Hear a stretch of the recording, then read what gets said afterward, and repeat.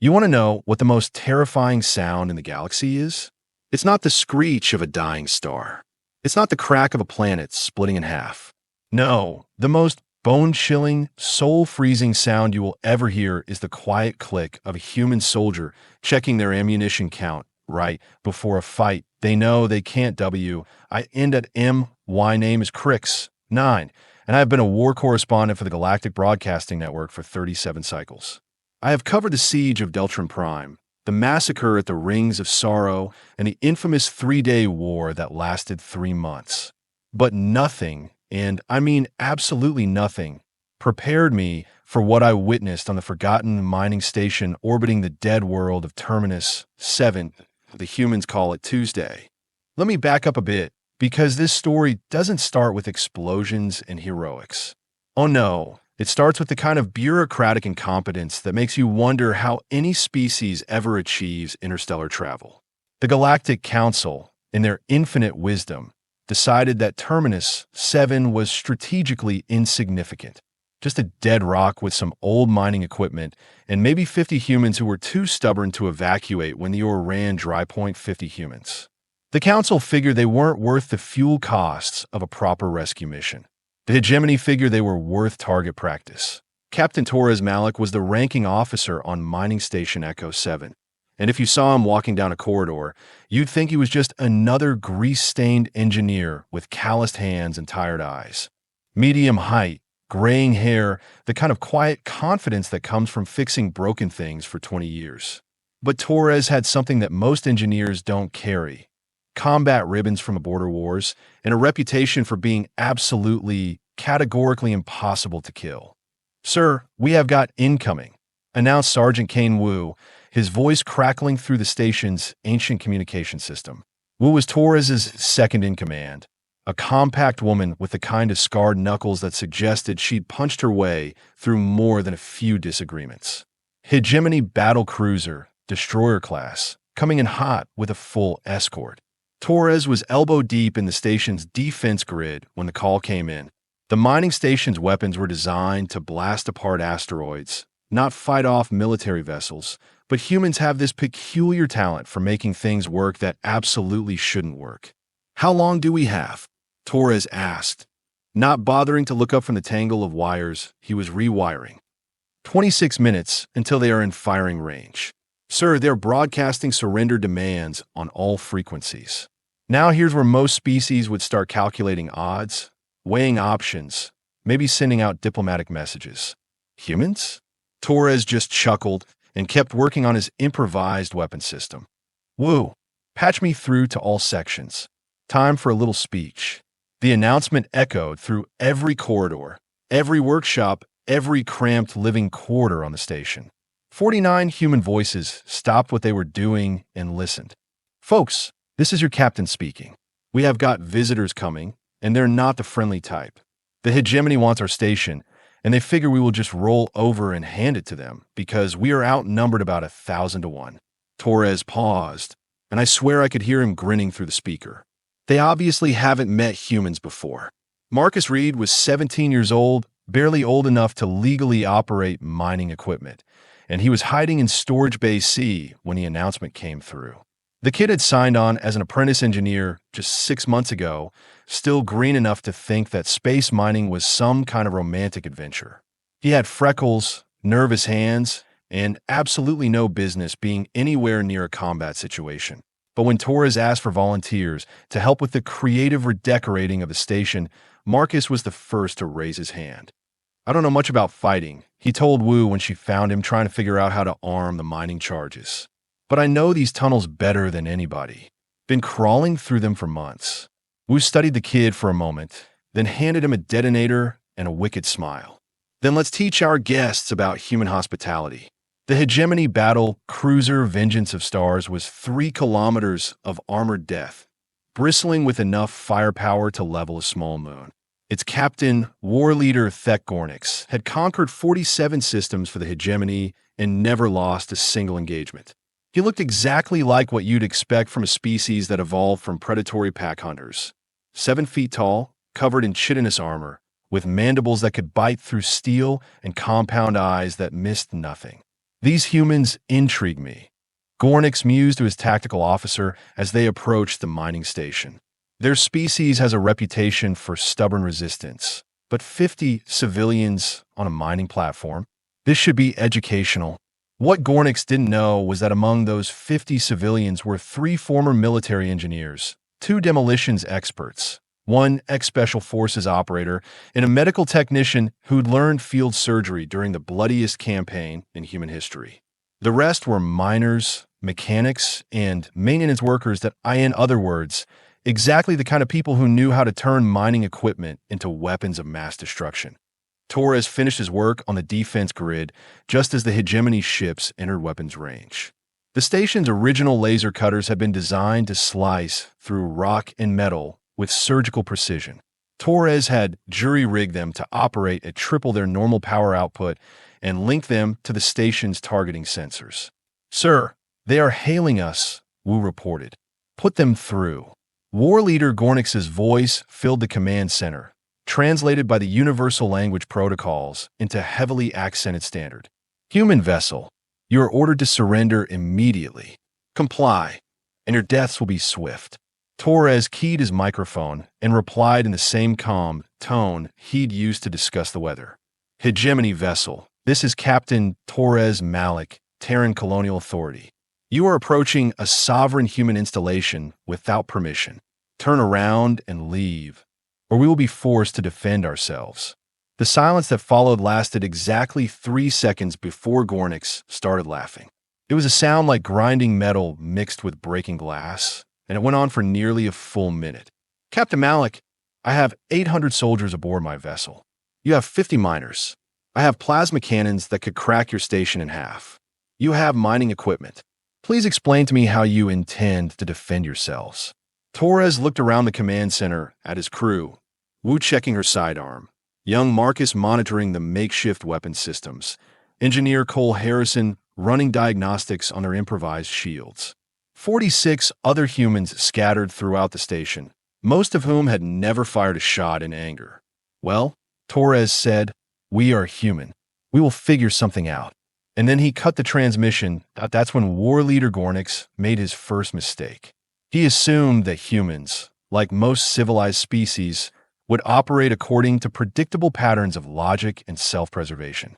So when his tactical sensors showed the mining station powering up what appeared to be defensive systems, he interpreted it as a desperate bluff. His second mistake was opening fire with his main guns instead of launching boarding parties. You see, Mining Station Echo 7 had been built inside a hollowed-out asteroid, using the natural rock as both protection and camouflage. What Torres and his people had spent the last 26 minutes doing was turning that asteroid into the galaxy's most dangerous piece of debris. The Hegemony's plasma cannons struck the station's outer shell with enough force to vaporize a city block. The rock cracked, atmosphere vented, and emergency lights began flashing throughout the facility. But the station didn't break apart. Instead, it did something that made Gornix's compound eyes widen in what I can only describe as professional respect. IT exploded outward in a carefully controlled pattern, launching house-sized chunks of asteroid directly at the Hegemony battle group. Evasive maneuvers. Gornix barked, but 3-kilometer warships don't exactly pirouette on command. The first chunk of debris struck the escort destroyer Blade of Victory amidships, punching through its shields like they were made of tissue paper. The second chunk missed the command cruiser by less than 50 meters, close enough that the gravitational stress cracked hull plating along the port side. Inside the shattered mining station, emergency bulkheads had sealed automatically, creating a series of interconnected defensive positions throughout the asteroid's interior. The humans had lost maybe a third of their living space, but they'd gained something more valuable: the element of surprise. "All sections, report in," Torres called out, his voice steady despite the fact that he was now commanding a battle from inside a cracked asteroid that was venting atmosphere in 17 different places. "Engineering here," came Cole Harrison's voice. "We have got hull breaches in sections 4 through 7, but the main reactor's still online. Those improvised plasma cutters are ready to fire." "Medical Bay," reported Dr. Nina Cross, the station's only physician. 3 minor injuries from flying debris, but we are operational. Storage of munitions. Marcus chimed in, and Torres had to smile at the kid's enthusiasm. All charges are armed and ready. The Hegemony folks want to come inside? We will give them a real warm welcome. War leader Gornix was discovering something that military strategists throughout the galaxy had been learning the hard way for the past century. Fighting humans required throwing out everything you thought you knew about warfare. They didn't retreat when they should. They didn't surrender when it was logical. And they had this disturbing tendency to treat impossible odds as a personal challenge. Launch boarding pods, Gornix ordered. I want that station taken intact. There must be something valuable inside that they're so desperate to protect. The boarding pods were sleek, armored cylinders designed to punch through enemy hulls and deposit assault troops directly into hostile territory. Each pod carried 10 Hegemony shock troopers, heavily armed and trained for close-quarters combat. 20 pods launched from the Vengeance of Stars, carrying 200 of the Hegemony's finest soldiers. What they found when they breached the station's hull was a maze of mining tunnels, maintenance shafts, and equipment bays that had been turned into a 3-dimensional killing field. Every corridor had been booby-trapped. Every intersection was a potential ambush point. And somewhere in the depths of the asteroid, 50 humans were waiting with improvised weapons and the kind of tactical creativity that comes from a lifetime of making do with whatever's available. The first squad of Hegemony troops made it exactly 12 meters before Marcus's carefully placed mining charges turned their section of corridor into abstract art. The explosion echoed through the station's twisted passages, followed by the unmistakable sound of human voices coordinating their defense. Contact in Section 9. Wu's voice crackled over the comm, 3 tangos down, moving to secondary position. This is Cole in engineering. I've got movement in the main shaft. Somebody's about to get a real close look at our modified plasma cutter. War leader Gornix watched his tactical display with growing frustration as his assault teams encountered resistance that made absolutely no sense. These weren't trained soldiers. They were miners and mechanics and maintenance workers. But they were fighting with the kind of coordinated precision that suggested they'd been planning this defense for years instead of minutes. How many casualties? He demanded. 47 soldiers lost in the first wave, his tactical officer reported. The humans appear to have turned the entire station into a defensive position. Our troops are encountering booby traps, ambush points, and weapons that our sensors don't recognize. Gornix studied the readout, his mandibles clicking in thought. In his 47 previous conquests, enemy resistance had followed predictable patterns. Fight, retreat, consolidate, fight again. But these humans seemed to be everywhere and nowhere, striking from unexpected angles and then vanishing into passages that his sensors couldn't map. Send in the second wave. Double the assault force. That's when Torres made his move. The mining station's original asteroid had been riddled with natural tunnels and caverns, which the miners had expanded over the years to access deeper ore deposits. What the Hegemony didn't know was that Torres and his people had been using those tunnels to move around the station undetected, setting up firing positions and coordinating their defense through a network of hardwired communications that couldn't be jammed. When a second wave of boarding pods breached the hull, they found the same maze of corridors that had trapped the first assault force. But this time, the humans were ready with something special. Doctor.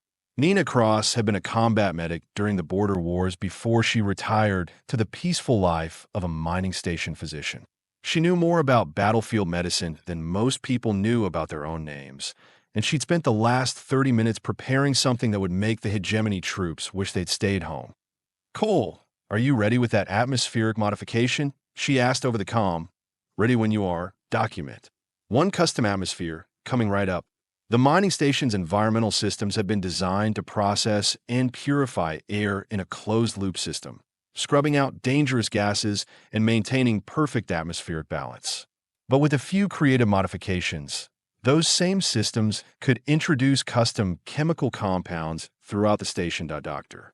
Cross had synthesized a neurotropic agent using medical supplies and mining chemicals, something that wouldn't kill the Hegemony soldiers but would make them wish it had. Within minutes of entering the station's atmosphere, the assault troops began experiencing severe disorientation, nausea, and hallucinations that turned every shadow into a potential threat. "What's happening to my soldiers?"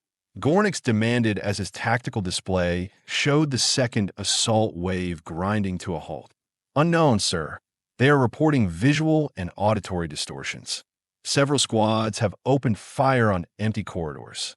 Inside the station, Torres and his people were methodically eliminating confused and disoriented Hegemony troops with the kind of clinical efficiency that would have impressed a Special Forces unit. Wu moved through the corridors like a ghost, her modified mining laser cutting through armor with surgical precision. Marcus used his knowledge of the tunnel system to appear behind enemy positions, plant explosive charges, and vanish before the enemy knew what hit them. And Torres? Torres was having the time of his life, coordinating a defense that should have been impossible with resources that shouldn't have worked against an enemy that outgunned them by orders of magnitude. War leader Gornix was beginning to understand why the human military had such a fearsome reputation throughout the galaxy. It wasn't just their weapons or their technology. It was their absolute refusal to accept defeat, combined with a tactical creativity that bordered on insanity. That'd be why the time war leader Gornix realized he was fighting the wrong battle.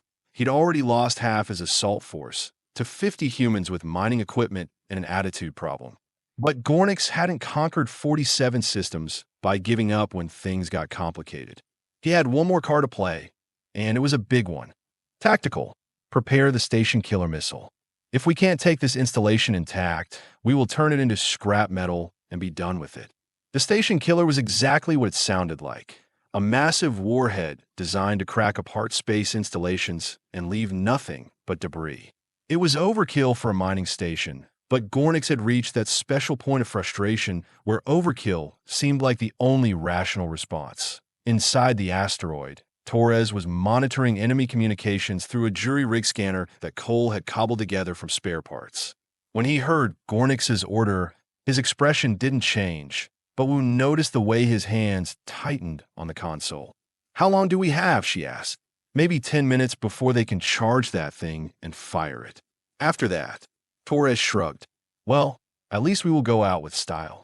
But Marcus, who'd been listening from his position near the mining control center, suddenly perked up with the kind of excitement that teenagers get when they think of something monumentally stupid and brilliant at the same time.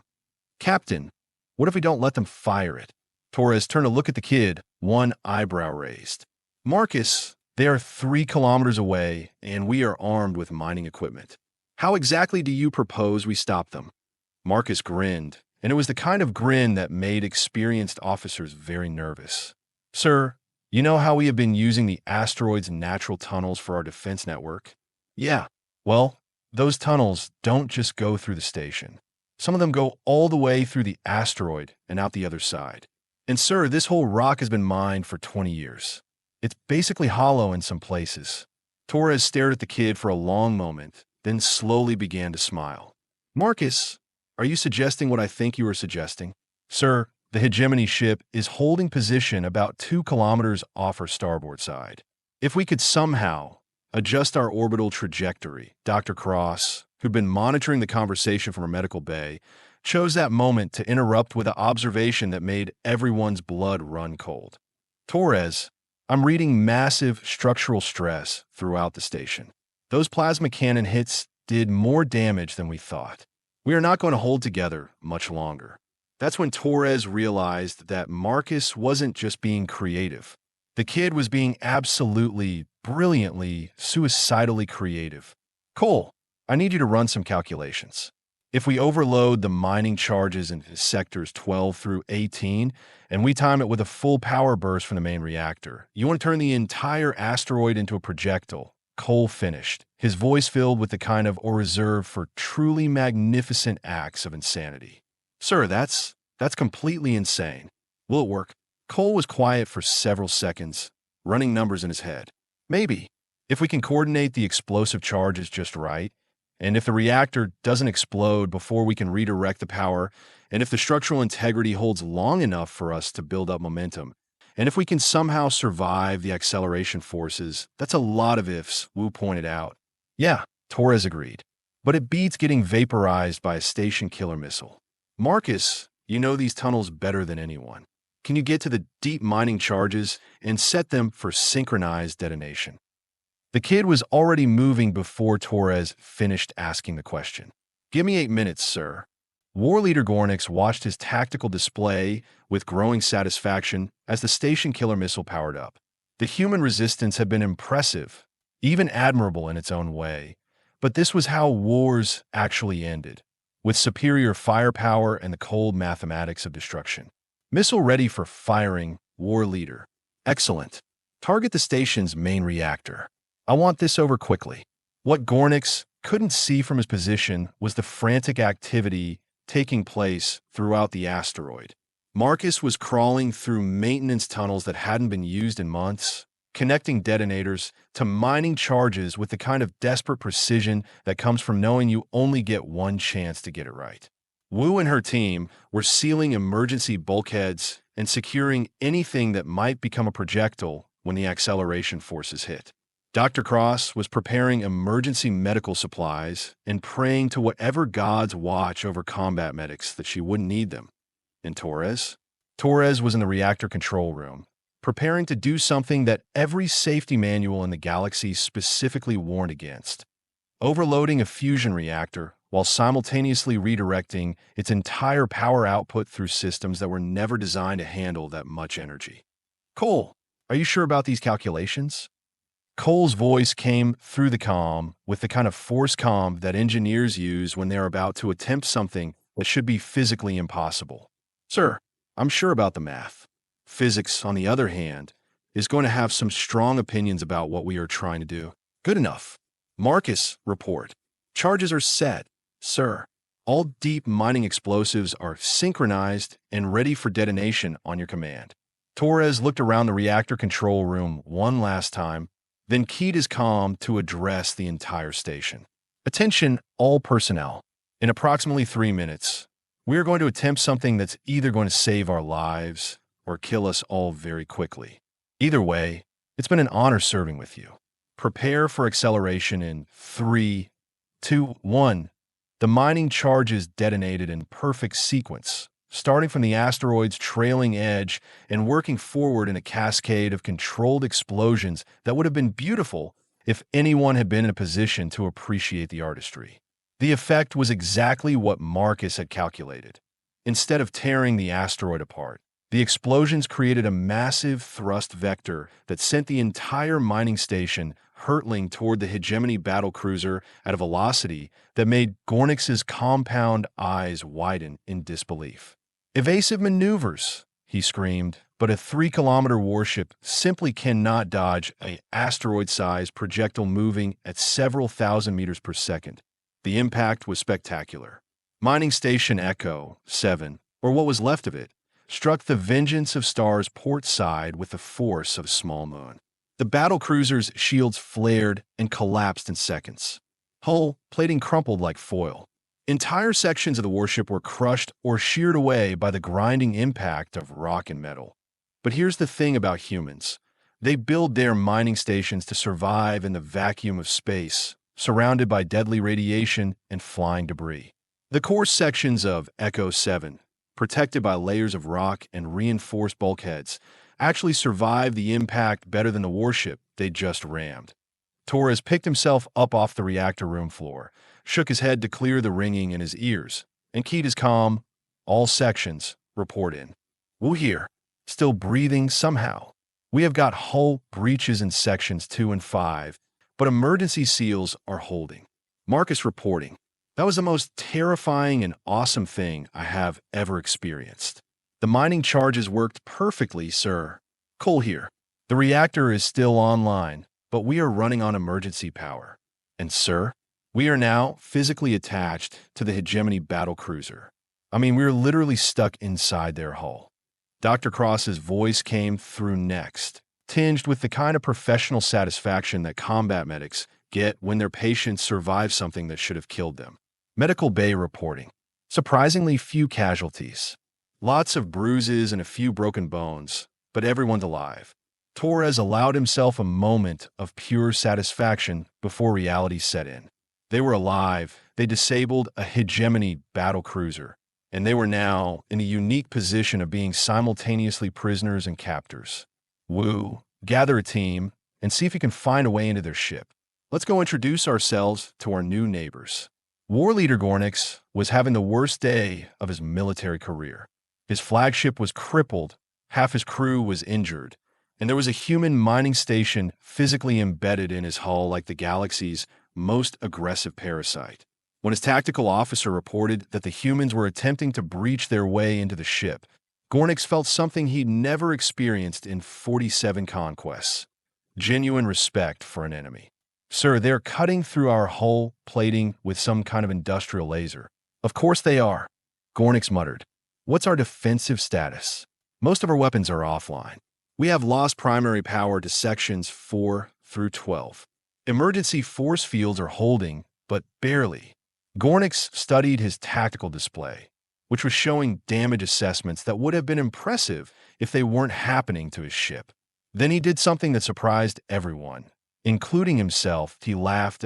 I could tell wasn't the grinding metal sound he'd made earlier when he thought he was dealing with helpless miners. This was genuine appreciation for a tactical maneuver that was so audacious, so completely insane, that it deserved respect. Communications. Open a channel to the human station. Sir, you heard me. I want to talk to whoever's in command over there.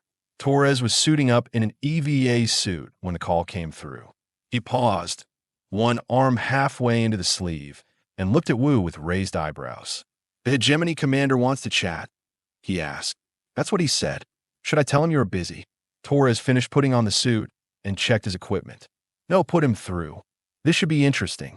Gornix's translated voice filled the mining station's command center, but the tone was different now. Less commanding, more conversational. Captain Malik, this is War Leader Gornix. I wanted to congratulate you on the most impressive tactical maneuver I have witnessed in my career. Torres keyed his response, genuinely curious about where this was going. Thank you, War Leader. Though I have to point out that your ship doesn't look too good right now. No, it doesn't. In fact, I estimate we have perhaps 6 hours before complete structural failure, which presents us with an interesting situation. How so? You are stuck inside my ship, and my ship is dying. Your mining station appears to be more structurally sound than my warship, which is ironic considering it was designed to process asteroids, not ram battle cruisers. Torres was beginning to see where this was going. Are you proposing some kind of arrangement, War Leader? Captain Malik, I have 300 surviving crew members who are going to die when this ship breaks apart. You have 50 people who have just performed the most audacious military maneuver in recorded history. I'm wondering if we might discuss terms. And that's how the Battle of Terminus 7 ended. Not with glorious victory or crushing defeat, but with a negotiation between two military professionals who'd gained a mutual respect through the simple act of trying to kill each other. The final tally was impressive, even by human standards. 50 miners, mechanics, and maintenance workers had disabled a Hegemony battle cruiser, captured 300 enemy soldiers, and somehow managed to turn a mining station into the galaxy's most effective ramming weapon. When the Galactic Council investigation team arrived 3 days later, they found Torres and Gornix working together to coordinate repairs on a hybrid human Hegemony space station that shouldn't have been able to exist. But the real story, the one that spread through every bar, every spaceport, and every military briefing room in the galaxy, was about what happened when you corner 50 humans with nothing but mining equipment and an attitude problem about War Leader Gornix, who'd spent his career conquering worlds for the Hegemony, resigned his commission and accepted a position as Torres's tactical advisor. When asked why, he simply said that after 47 conquests, he'd finally found something worth defending. Dr. Cross established the first human Hegemony medical exchange program, combining human battlefield medicine with Hegemony biotechnology to create treatments that save lives on both sides of the conflict. Marcus completed his engineering certification and designed defensive systems that turned mining stations throughout the sector into fortresses that no one was stupid enough to attack. And Torres? Torres kept doing what he'd always done, fixing broken things, protecting his people, and proving that humans have this peculiar talent for turning impossible situations into unlikely victories. The Battle of Terminus. 7 became required reading at military academies throughout the galaxy. Not because it was a perfect tactical maneuver, but because it demonstrated something that every species eventually learns about humans. We don't fight fair, we don't give up, and we have this disturbing tendency to turn mining equipment into weapons of mass destruction when properly motivated. As for me, Crix9, war correspondent for the Galactic Broadcasting Network, I got the story of a lifetime and learned something important about humans in the process. You want to know what the most beautiful sound in the galaxy is? It's the quiet click of a human soldier checking their ammunition count right before a fight they know they can't win. Because that's when you know they are about to prove that impossible is just another word for Tuesday.